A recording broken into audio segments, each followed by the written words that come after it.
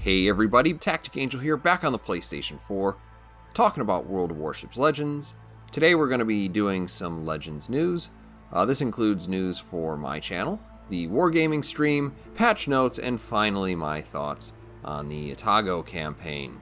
We will start out with some channel news. I will be putting out a review of La Terrible on Friday. This is going to be followed by the Atago on either Saturday or Sunday. And finally, a guide to the Save the Transylvania player versus environment event, and that'll come either Sunday or Monday. Sometime next week, I do plan on doing a stream entirely dedicated to trying to get through the Transylvania event live, and hopefully I'll be doing that with some people who watch my videos. That'll probably happen on either Thursday or Friday, depending on anything else that pops up and different folks' availability. Then, most likely, you'll see a review of the Alabama somewhere around the 2nd of November. These dates are all a little squishy, particularly the further we get out, because obviously making videos takes several hours for me, and my availability has been kind of shot to pieces recently. I don't know what kind of news might come up next week that might bump this schedule a little bit, but I will do my very best to get this stuff out to you in a timely manner. Next up, we'll be talking about the Wargaming stream. There's not actually all that much news here, but I will leave a link down in the description if you'd like to go see Tikana and the Sailing Robin go undefeated on the day. Probably the most substantive update of the stream is that there will be another stream next week, where the developers will be talking about the Saving the Transylvania event. I plan on watching that as well. And if there's any significant news out of that, I will be sure to pass that on to you. The devs did pass along that the Alabama should be in the tech tree, purchasable with free XP for at least 2 or 3 months, maybe as much as half a year. But whatever the case, whenever it leaves, Wargaming will be sure to give us plenty of advance notice before it leaves the tech tree. A Tirpitz fix is underway, still no ETA. Wargaming thinks the data shows that the Bismarck is actually not broken in the same way, and unlike the Tirpitz, is actually performing reasonably well according to global battle records. If you think that isn't the case, then you should probably upload a video somewhere and link that over to them in the Discord so that they can check that out. Wargaming also said that ships like the Atlanta, Tirpitz, and Atago could also be sold in the future, but there are no plans for that sort of thing, at least at this point. And then there were a lot of things that are kind of in a holding pattern, which means there's still no word on when ranked battles will be or how that will look. Crossplay is still planned between Sony and Microsoft consoles, but that's still up in the air in terms of when that'll actually roll out. British in 2020.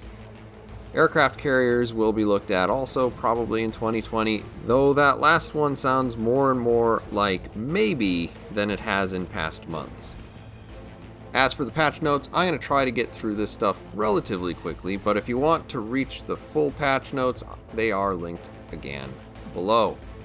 First up, acquiring commanders. Wargaming has probably definitely listened to some of the community suggestions here based on the pride of place that this enjoys, if nothing else.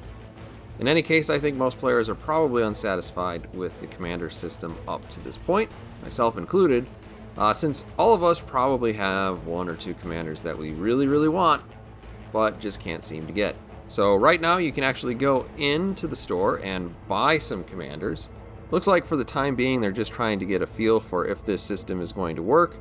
So if you, like me, can't purchase the one commander that you really want, then hopefully whoever that is will show up in the store soon. The commanders are priced at 900,000 commanders XP, which is a pretty decent amount of XP. But if you've been playing since day one, like some of us, this is good news because you probably just have mountains of commanders XP laying around. Likewise, commander containers are going to be changed so that they will always grant you a commander that you don't have unless you have all available commanders.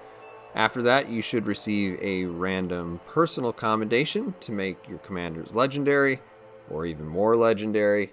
And if you already have a commander completely maxed out, those extra commendations will become universal commendations. Now keep in mind that the content of all commander containers are rolled as of your acquisition of that box, so if you have any boxes sitting around from last patch, you will be subject to the old rules, so you may get extra duplicates. Wargaming's added some extra info in terms of ship characteristics to help you decide if you want to play a ship or if you really want to purchase a premium ship. It's going to show up to 3 per ship, and it's going to tell you some strengths and sometimes weaknesses of the ships before you have to use them. I think this is a nice addition, but I don't think that my job is threatened here at all, because it's a bit general. I'm not actually sure I agree with every single one of them. In any case, the things are color-coded: green for advantage, red for disadvantage, and white for what they call an idiosyncrasy, or basically something that's in between an advantage and a disadvantage, and it may depend on your circumstances. Another real nice addition is this post-battle results. Now there's actually an additional tab where you can view the experiential and economic success of your game. This is helpful because you can't actually see the service cost of your ship on the main screen, so if nothing else, you can see it there. From the stream, it sounds like this is the first iteration of this enhancement, so maybe one day we'll get even more detailed analysis like what you can get on the PC, but it doesn't sound like that's something you should hold your breath for. Next up, we have the Alabama. It is sometimes referred to as a freemium ship on PC because technically you can earn it for free, and technically it is a premium ship. But a lot of people do spend doubloons to convert Elite XP into Global XP in order to actually purchase this ship. So I plan on doing that review next week for you guys. You're going to be pretty sure I'll probably have to do a little bit of converting Elite XP based on some screenshots that you've probably seen in this video, but hopefully you guys will find that video helpful when it does come out. Next, Saving the Transylvania. So Saving the Transylvania is the first player versus environment event that Wargaming has put into Legends, and I'm pretty excited about this. So the general idea is that you need to escort this ship called the Transylvania. It's a big old ship with sails to this portal so you can close a rift, save the world. If you succeed, you can earn several different things depending on how well you do. The requirements to get these vary a little bit from year to year on the PC, so I don't want to tell you what the requirements are, because honestly I think I would be guessing at this point. But if you do get the Transylvania to the portal, I'm pretty sure you're guaranteed at least 1 star. You'll probably accidentally do at least 1 or 2 more of these, but getting 4 or 5 stars is something of a challenge. And again, I do plan on putting out a video to sort of help everyone get through the event in general, and whoever wants to join me for that live stream, I'll be trying to help them, I guess, personally. Then there's plenty of little things that are nice to have. I'm definitely going to shine a light on the ability to turn off Halloween skins, which I'm quite happy with. But I do want to point out that with this change, the default is actually set to turn off Halloween skins. So if you're one of those people who actually want to see them, what you need to do is go into your settings and go on over to customization, where you can turn it on or off again however many times you like. Whether or not you can see the skins, they will have the same sort of effect on dispersion and see detectability as normal, so there's really no advantage to having them on or off. It's just an aesthetic preference. Whatever you set this to, it's actually not going to affect the Saving the Transylvania mission, because that is meant to have a certain aesthetic, and that's cool. The ships absolutely fit what they're going for with this Saving the Transylvania mission. Just like Deutschmarks before, any taller that you had left over has been converted into 7,500 credits each. You can spend your francs until the end of the Atago campaign, and I suspect the same thing will probably happen to those at the conclusion of that campaign. French battleships are now fully researchable, all the way up to the Richelieu. You can purchase German camouflage in the shop. They are pretty pricey, ranging from 3,000 doubloons for a tier 4 permanent camo up to 5,000 for a tier 6 permanent camo on ships like the York, which I will mention is misspelled here, the Moss, and the Gneisenau. And lastly, there are some new small in-game messages that will appear from time to time to try to tell you about notable things you've done or provide you with some contextual help. The other big news is the hunt for Atago. The current campaign is centered around the hunt for the Atago, which is a Tier 7 Japanese cruiser. I will be giving my thoughts on the Atago later this week, but Wargaming was nice enough to tally up all the things that you can earn in the 95 levels of the campaign if you choose not to purchase Admiralty backing, and then what you can look forward to if you choose to purchase Admiralty backing. Also, if you want to skip the entire campaign, that is an option. And depending on how you want to think about that, you could either accomplish this by not participating at all, or purchasing Admiralty backing and then dropping a lot of extra doubloons on it. In total, you would need around 26,000 doubloons if you went that route straight to the Atago. When we look at what it's going to take to actually get the Atago, earn it with Admiralty backing, let's go ahead and run through these Hunt for Atago missions. Like usual, we have the Weekly Havoc and Battle Triumphs. The Weekly Havoc is obviously a set of missions that you can do over the course of a week, and it's broken up into 2 sections, which is usual, but they must be completed in a single file line, which at this point is also fairly common.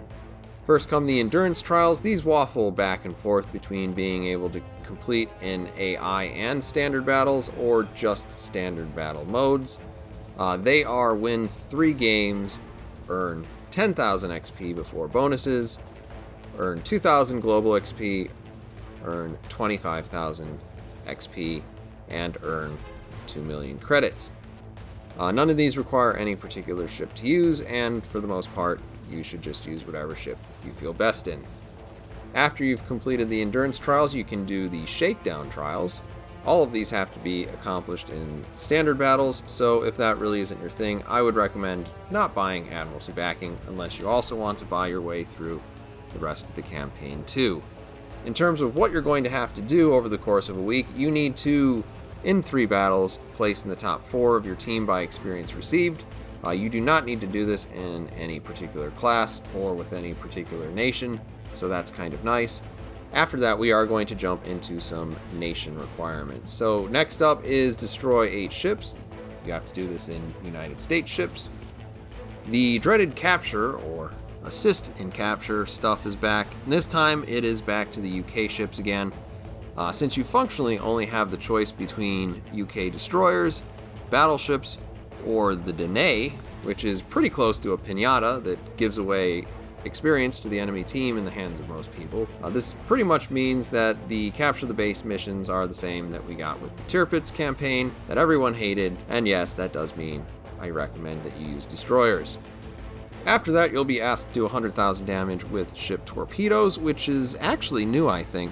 Usually have to get kills with torpedoes. I'm not sure if this is born of some sort of response from players, but this is actually probably easier on average than having to, say, kill 8 ships with torpedoes. Next, hit ships 250 times with your main guns, and you have to do this with a Japanese ship, which is a clever way of kind of slowing you down, because before it was hit somebody 400 times with an American ship, and by that I think it meant the Atlanta.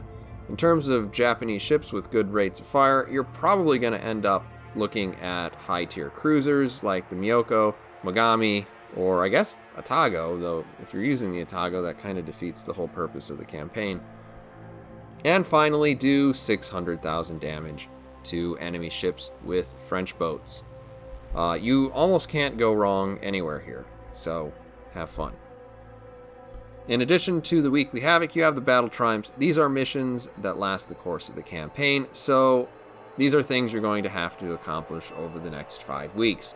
There are basically 3 sections to this: Ensign Trials, Captain Trials, and Admiral Trials.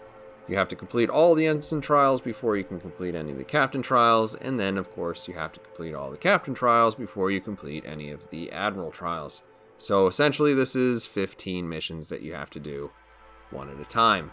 I'm going to burn through this pretty quick because these are fairly formulaic. Place as the top player on your team by experience received. Citadel an enemy ship 6 times in one battle, set 6 or more fires in one battle, destroy 3 ships in one battle, and do 110,000 damage in one battle. After that, things get just a little bit harder when you have to place as the number 1 person on your team 3 times, Citadel an enemy ship 7 times in the course of one battle, set 8 fires in one battle, destroy 4 ships in one battle, and then do 130,000 damage in one battle. Once you've completed those, you will move on to Admiral Trials, where, strangely, it says, in one battle, join the top 5 of your team by experience received. I'm gonna guess somebody at the office had to have a conversation about this. Citadel, a ship 8 times in one battle, set 10 fires in one battle, earn a Kraken Unleashed, and then, of course, the dreaded do 150,000 points of damage in one battle. In total, the hunt for the Atago is 95 levels long, and with 350 renown available per week in the weekly Havoc missions and an additional 725 from the Battle Triumphs, you are going to need to complete all of these missions in order to unlock the Atago, except that you can miss out on 125 renown, as far as I can tell.